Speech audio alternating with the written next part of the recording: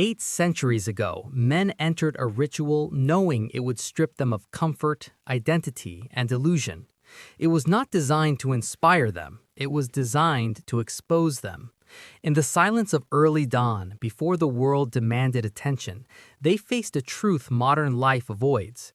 Courage is not a feeling, it is a condition earned through surrender. Today, dignity is traded for convenience, presence dissolved by noise, and the self fractured by endless distraction. We call this freedom, yet we feel hollow. Something ancient recognized this decay before it began. It understood that when a man loses command over himself, no victory outside can save him. The ritual was feared because it asked a question few could answer honestly. Who are you when nothing comforts you, when no one applauds, when your will stands alone against resistance?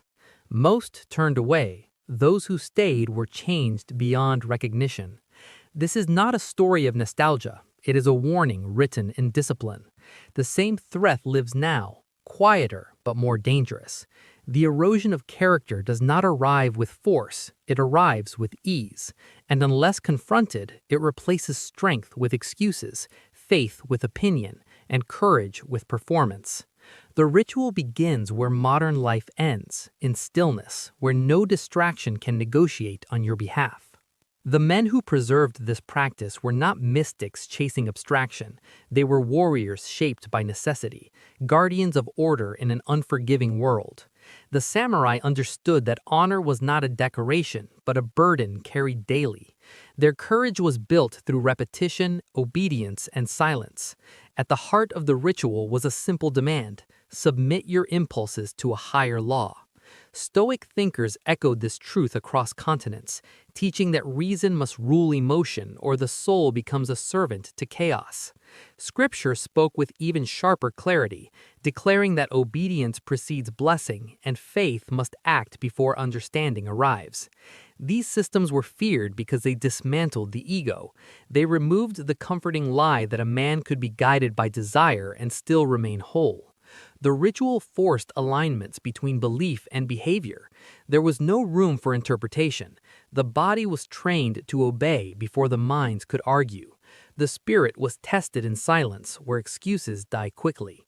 This was not cruelty, it was preparation. A man who cannot govern himself cannot be trusted with responsibility, authority, or freedom. The ritual produced individuals who moved with calm intensity, unshaken by praise or blame. Their presence commanded respect because it was anchored in restraint. This is why such traditions survived centuries of conflict. They forged humans capable of standing firm when everything familiar collapsed. Modern life has reversed this order. Comfort is elevated above character, expression above restraint, desire above duty. Noise replaces silence, stimulation replaces reflection, and speed replaces depth. We are surrounded by opinions yet starved of wisdom. The ritual would appear unbearable to many today because it confronts the addiction to ease. It removes the illusion that growth can occur without friction. Weakness now disguises itself as authenticity, and avoidance masquerades as self-care. The ancient practitioners would see this clearly. They understood that a life without discipline does not liberate the soul, it fragments it. Without silence, the mind becomes reactive. Without repetition, the will weakens. Without presence, identity dissolves into performance. The ritual was designed to counter this collapse. Each day demanded the same actions regardless of mood. Each morning began before comfort could negotiate terms. This consistency rebuilt inner order. In contrast, modern routines are shaped by emotion, and emotion is unreliable. The result is instability masked by busyness. The ritual reveals a harsh truth. Freedom without structure breeds anxiety, not peace. The human spirit requires boundaries to remain strong. Remove them and courage decays quietly. What was once training is now seen as punishment, yet the absence of discipline is the greater cruelty. The real enemy confronted by the ritual was never external. It was the restless inner voice that seeks escape from effort. Fear, impulse, ego, and self-pity were treated as forces to be observed, not obeyed. The ritual functioned like a mirror that refused distortion. In prolonged stillness and physical hardship, the practitioner met himself without disguise. There was no enemy to blame, no circumstance to curse, only the self remained. This is why discipline feels threatening. It exposes the gap between intention and action. Ancient teachers used metaphor to explain this confrontation. The warrior who cannot command his own mind becomes a weapon wielded by others. The servant who masters himself becomes free even in chains. The watchman who sleeps invites destruction. The shepherd who remains vigilant preserves the flock. These images pointed to a single truth. Inner authority determines external destiny. The ritual stripped away false narratives until only responsibility remained. This was not condemnation, but clarity. A man either stands watch or he does not. Discipline threatens identity because it demands a verdict. It forces the practitioner to choose between growth and comfort, truth and convenience. Many abandon the path at this moment, not because the ritual is too hard, but because it reveals too much. At the core of the ritual lies a law older than culture. Obedience comes before freedom. Silence comes before authority. Suffering comes before strength. Faith comes before certainty. These were not slogans, but lived realities. The practitioner obeyed the schedule without debate. He remained silent even when misunderstood. He accepted discomfort as instruction rather than injustice. He acted in faith before outcomes were visible. Through this order, inner chaos gradually surrendered. The mind learned to follow rather than dominate. The body became an ally instead of an obstacle. The spirit anchored itself in something higher than impulse. Modern thinking resists this sequence, insisting on understanding before action, comfort before commitment. The ritual exposes the cost of that inversion. Without obedience, freedom becomes indulgence. Without silence, authority becomes noise. Without suffering, strength becomes fragile. Without faith, certainty becomes arrogance. The ritual restored the natural hierarchy within the human being. Reason guided emotion. Principle governed behavior. Presence replaced distraction. This internal alignment produced an unmistakable calm. It was not detachment, but readiness. A disciplined soul does not react, it responds. It does not seek validation, it embodies conviction. This is the courage the ritual was designed to cultivate. Daily life within the ritual was unremarkable to the observer, yet monumental to the participant. Each morning began before dawn, when resistance is strongest. The body protested. The mind offered excuses. The ritual demanded action anyway. There was no audience, no reward beyond completion. Repetition carved discipline into muscle memory. Solitude removed the temptation to perform. Faith sustained effort when progress felt invisible. This was warfare without spectacle. Victory consisted of showing up again. The ancient saying declared that the battle is decided before sunrise, because whoever conquers himself at that hour will not be easily defeated later. The practitioner learned to work without applause, to endure without complaint, to continue without certainty. Over time, the inner noise quieted. The will strengthened through consistency rather than intensity. This monotony terrified those addicted to stimulation, yet it forged resilience that no crisis could easily break. The ritual taught that greatness is built in obscurity, through acts too small to impress, but too consistent to ignore. Few choose this path, fewer remain on it, but those who do emerge with a gravity that cannot be imitated. Transformation under the ritual was not dramatic, it was gradual and unmistakable. Distraction lost its grip. Emotional volatility softened into composure. Opinions from others carried less weight. Pressure revealed clarity instead of panic. Pain became information rather than suffering. The practitioner no longer asked how he felt, but what was required. Fear dissolved not because it vanished, but because it lost authority. Identity stabilized around discipline rather than circumstance. This inner order produced an unexpected lightness. When the self is governed, it rests. The ritual did not inflate confidence, it rendered it unnecessary. Assurance arose from alignment, not affirmation. Ancient texts describe the state as freedom within restraint. The disciplined individual moves through the world with quiet confidence, not because he dominates others, but because he commands himself. This is why such men were trusted with responsibility. Their character did not fluctuate with comfort or approval. They carried the weight of duty without resentment. The ritual transformed courage from a reaction into a posture. It became the natural expression of a well-ordered soul. Now the ritual speaks again, not as a relic, but as an invitation. You already sense what must be done. The erosion you feel is not a personal failure, but a predictable result of undisciplined living. You are not broken, you are ungoverned. The path forward finds not in novelty, but in return. Return to silence, return to obedience, return to presence. Choose command over comfort, dignity over ease, responsibility over excuse. The ritual does not promise ease. It offers coherence. It will ask more of you than you expect and give less validation than you desire, but it will restore something priceless. It will return you to yourself. In a world intoxicated by noise, the disciplined soul stands as quiet defiance. This is the courage forged 8 centuries ago. It remains available to those willing to endure its demands. The choice stands before you, unchanged by time. Walk the path of least resistance and be shaped by circumstance, or accept the ritual and become unrecognizable in strength, steady in faith, and immovable in purpose. The crisis did not arrive with violence. It arrived quietly, disguised as progress. Somewhere between convenience and speed, dignity began to erode. Men and women still speak of freedom, but their posture reveals exhaustion. Identity fractures under constant stimulation. Purpose thins when nothing is required. Modern life offers endless choice, yet demands almost nothing in return. And that absence has a cost. When there is no discipline, the soul weakens. When there is no restraint, courage dissolves into performance. Ancient traditions recognized this threat long before it had a name. They understood that the greatest danger was not invasion or defeat, but inner disorder. The loss of command over the self always precedes collapse. This is where the story begins, not with nostalgia, but with warning.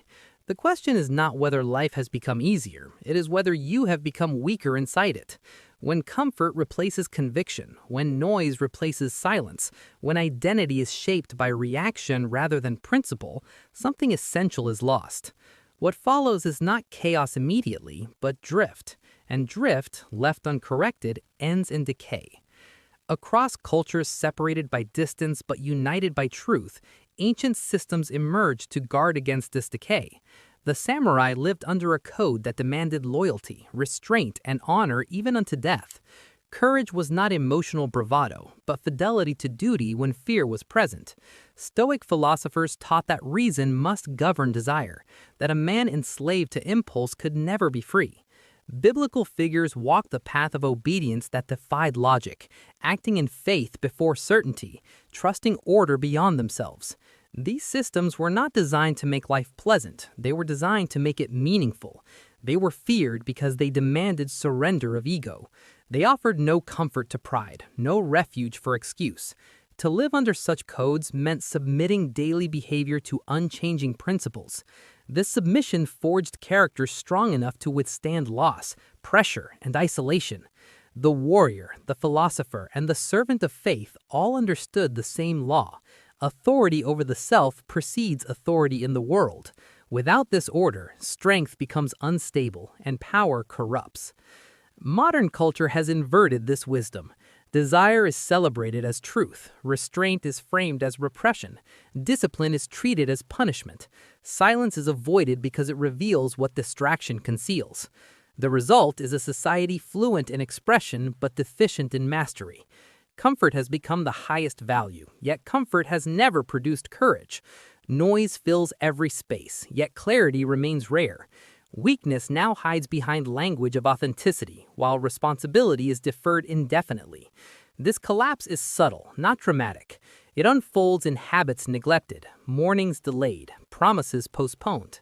The ancient codes would recognize this immediately. They would see a people untrained, not incapable. Freedom without structure has not liberated the soul, it has burdened it. Without discipline, choice becomes overwhelming. Without boundaries, identity dissolves.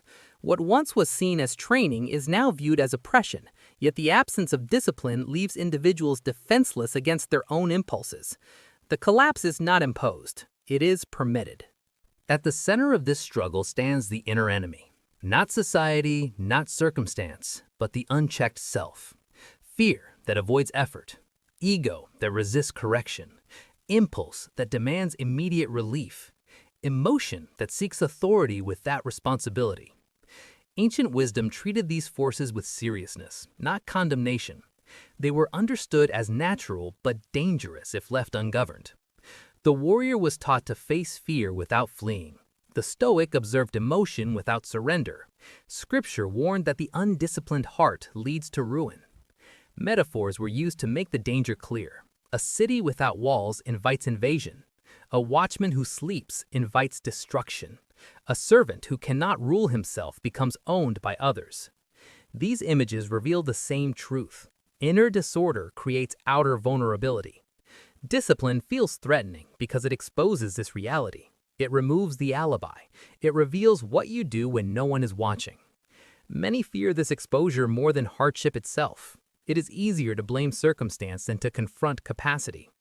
Discipline does not accuse, it clarifies. The law underlying all ancient systems is consistent. Obedience comes before freedom. Silence comes before authority. Suffering comes before strength. Faith comes before certainty. This order is not negotiable. The samurai bowed to discipline long before mastering the sword. The Stoic practiced restraint before claiming wisdom. Biblical figures obeyed before understanding the outcome. Modern thinking resists this sequence, insisting on explanation before commitment. Ancient wisdom insists otherwise. Act first, understand later. This is not blind submission, but trust in order greater than impulse. Obedience trains the will. Silence sharpens perception. Suffering strengthens endurance. Faith stabilizes action when clarity is incomplete. When this order is reversed, chaos follows. Freedom without obedience becomes indulgence. Authority without silence becomes noise. Strength without suffering becomes brittle. Certainty without faith becomes arrogance. The ancient path restored hierarchy within the human being. Reason guided emotion. Principle governed behavior. Presence replaced distraction. This internal alignment produced resilience that did not depend on circumstance. Daily life under these disciplines was simple and demanding. Mornings began before comfort could negotiate. The body resisted. The mind protested. Action proceeded regardless. There was no audience, no affirmation. Repetition was the teacher. Solitude was the environment. Faith sustained effort when results were invisible. This was not dramatic warfare, but relentless consistency. The Stoics wrote that progress is quiet. Scripture speaks of faithfulness in small things. The samurai trains in obscurity. The lesson is consistent. Mastery is built through uncelebrated repetition. Modern culture seeks transformation without monotony, impact without patience. Ancient wisdom rejects this fantasy. The daily war is won by showing up again. Resistance loses power when it is ignored. Over time, the inner voice that once demanded comfort grows quiet. The will strengthens, not through intensity, but through fidelity. Few choose this path, fewer remain. But those who do develop an inner gravity that commands respect without seeking it. Transformation under these systems is gradual but unmistakable. Distraction loosens its grip. Emotional volatility softens into composure. Pressure reveals clarity rather than panic. Opinions lose their power to destabilize. Pain becomes instruction rather than suffering. Identity stabilizes around discipline rather than circumstance. Courage ceases to be reactive. It becomes posture. Confidence is no longer needed because alignment produces assurance. The disciplined individual does not dominate others. He governs himself. This is why such people were trusted with responsibility. Their character did not fluctuate with praise or blame. They moved through adversity with steadiness because their foundation was internal. Ancient texts describe this state as peace within order. It is not detachment from life, but engagement without chaos. Strength expressed through restraint, authority exercised through humility, freedom experienced through obedience. Now the ancient voice speaks again, not demanding imitation, but return. Return to silence in a world addicted to noise. Return to discipline in a culture intoxicated by ease. Return to faith in an age obsessed with certainty. You already know where disorder has crept in. You feel it in postponed commitments, fractured focus, restless nights. This is not condemnation, it is invitation. You are not broken, you are undisciplined. The path forward is not novelty, but restoration. Choose command over comfort. Choose dignity over convenience. Choose responsibility over excuse. These choices will not make life easier, they will make it coherent.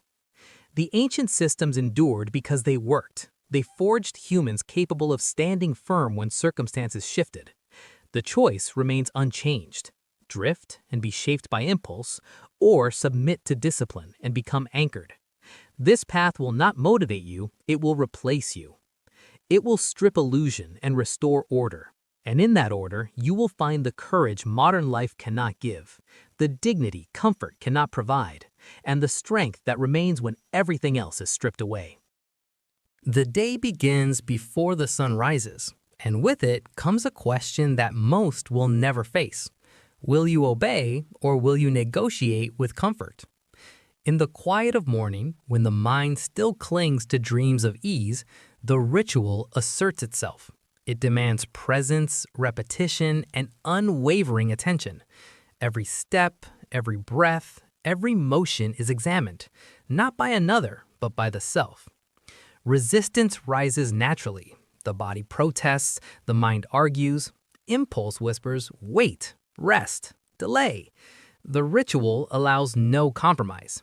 In this silence, you encounter your own weakness unmasked. It is a confrontation without spectacle, a war waged entirely within. Those who retreat are forgotten by time. Those who persist begin to understand. Courage is a habit, forged quietly, repeatedly, without witness. The inner battle is sharper than any sword, more persistent than any enemy. It exposes what you are when stripped of excuses, applause, and distraction. Only through this relentless trial does clarity emerge, and with clarity, authority over oneself. Ancient practitioners understood the logic of suffering as instruction. The ritual did not inflict pain arbitrarily. Cold, fatigue, repetition, they were deliberate teachers. Comfort was a lie to be discarded. Fear became a tool, not a master. Each discomfort revealed the borders of capacity, mapping the limits of mind and body.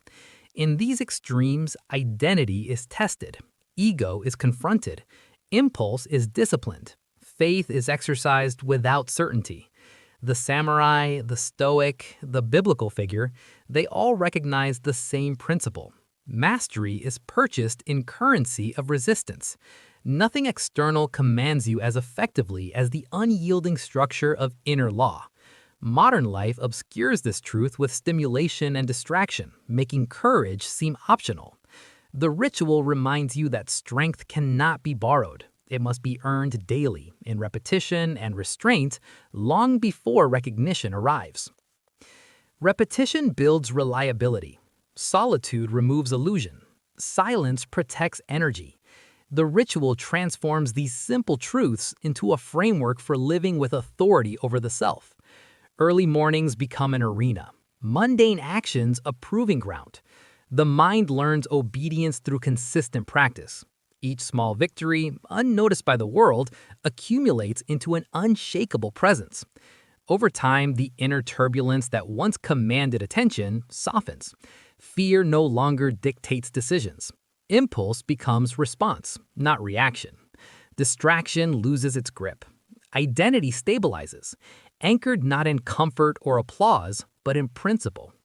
Pain ceases to be personal. It becomes information, a guide to adjustment, a measure of resilience. The ritual teaches that suffering is not to be avoided, but understood, and that mastery is cultivated through consistency, not spectacle. The transformation is neither instantaneous nor dramatic. It is gradual, imperceptible day by day, until one morning the practitioner awakens and finds themselves changed. Calm has replaced chaos. Presence has replaced reaction. Opinions of others lose power to destabilize. Actions align with principle rather than mood. Courage is no longer reactive. It is habitual, embedded in every decision. Confidence is no longer required because alignment renders it unnecessary. Authority over the self is established. This is the reward the ritual offers. Not glory, not applause, not ease, but a foundation that cannot be shaken. The individual moves through the world with quiet certainty, unbent by circumstance, untempted by comfort, and undisturbed by distraction. This is courage forged in the silence of discipline, the calm of repetition, and the rigor of ancient law. Yet the final lesson is the hardest. The path does not end with mastery alone. The ritual requires continuous commitment. There is no endpoint, no graduation, no ceremony. Each day demands the same obedience, the same silence, the same endurance. Each morning presents the same choice: comfort or command, indulgence or discipline, excuse or responsibility. The practice does not allow negotiation because negotiation invites failure. The modern self recoils from this, preferring affirmation over truth, ease over authority. The ritual strips these illusions away, revealing the raw requirement of human strength. It is unforgiving, relentless, and exacting, yet it is fair. It teaches that greatness is not conferred, but claimed. It demonstrates that courage cannot be borrowed, that character cannot be simulated, and that faith must act even when certainty is absent. Those who endure discover the deepest truth of all.